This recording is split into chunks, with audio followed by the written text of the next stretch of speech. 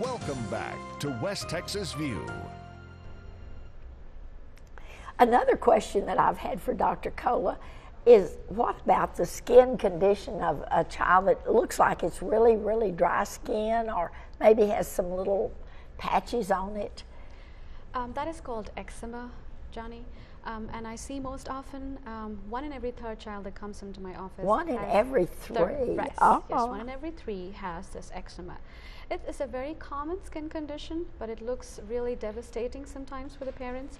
So there are certain simple rules that if you follow can actually take better care of it. First and foremost, when you bathing your child, make sure the water is not hot.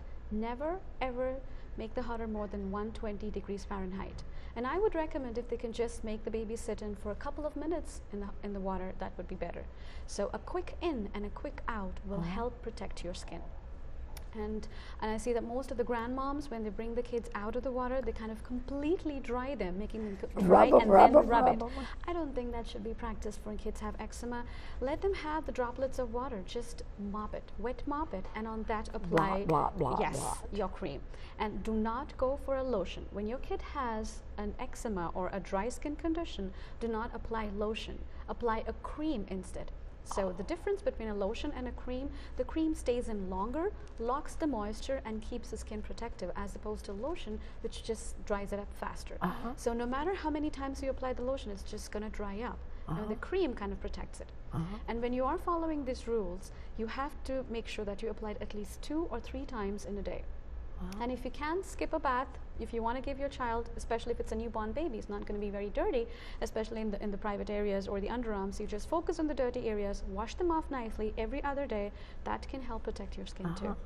And the important point of this is that the earlier you start taking care of this skin condition, this dryness of the skin, the quicker and the less damage it does on down the road. Is that right? The skin is a protective barrier, so it prevents all the bugs to enter into your deeper systems. So when that skin is dry, that creates something itchy, because as you've noticed it most often, even ours, like, it's very itchy.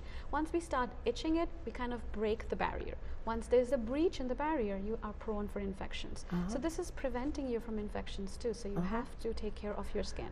Now if you don't take care of your skin, it becomes dry to a point that it has scales and gets dark and darkening, then you have to use steroids, which I believe most of the moms are not in a big favor of. So just the moisturizing cream religiously. The better one, the cheaper one that I prefer for everyone is Vaseline. So that's, even it's homemade, that's fine. So just go for anything which is creamier. It's very thick. Oftentimes mom complain that Vaseline stains my kids' clothes. That is how it should be. It should make the clothes dirty. That means it is protecting the skin that good. So there you go. And so, to summarize what you said, is don't put them in a hot bathtub. Yes. Don't let them stay in the water too long, because water dries them more. And then blot them when they get out instead of rubbing them with a towel. And use a cream. And then use your cream. Lukewarm water, quick showers, use a cream, and wet mop.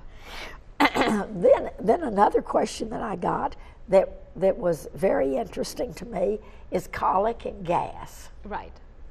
This is a never-ending problem, and nobody has actually found the etiology behind colic, because everyone, once in a while, they say, my baby's a colic baby, he's crying all the time. So crying persistently is a common complaint of colic.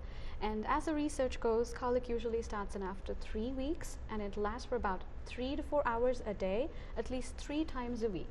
Now, how many of you honestly have exposed to a kid who's crying 3 hours straight? I don't think that's true. So usually when the crying baby is, it upsets the entire family. So is colic curable? Yes. What cures it? The time. You have to be patient, because this is because of immaturity of the gut. So you let the gut mature and they be fine. And usually with this working moms and dads, it's just 2 of them taking care of the baby. So it's either you or me, and I don't have a sleepless night, you don't have a sleepless night. So it's like a family disaster. So when you have a colic baby, you have to be prepared to take a break.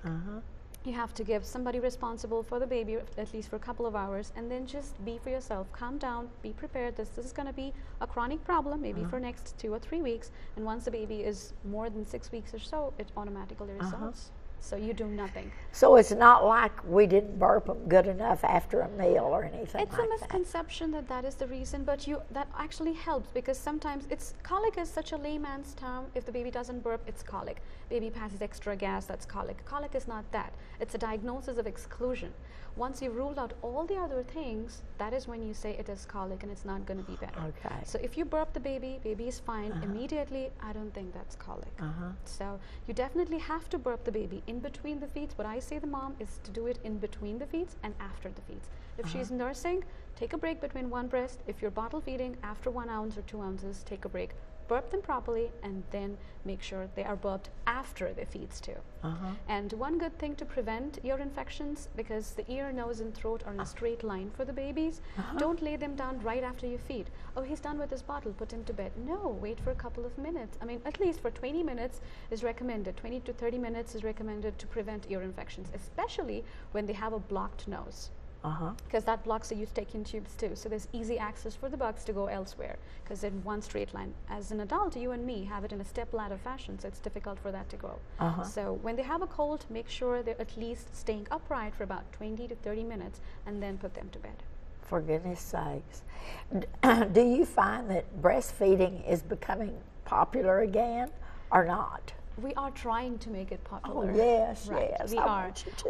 All the infections that we talked about, dry skin conditions, runny noses, ear infections, everything was preventable with breastfeeding. And I guess everybody knows it. It is a known fact that it's an precious milk. These are the golden drops of milk that come from the mother, not just with antibodies or vitamins or minerals, but most importantly, the mom's love that attaches a kid to a mom. The bonding that goes on Yes, between it yes. is wonderful. Yes.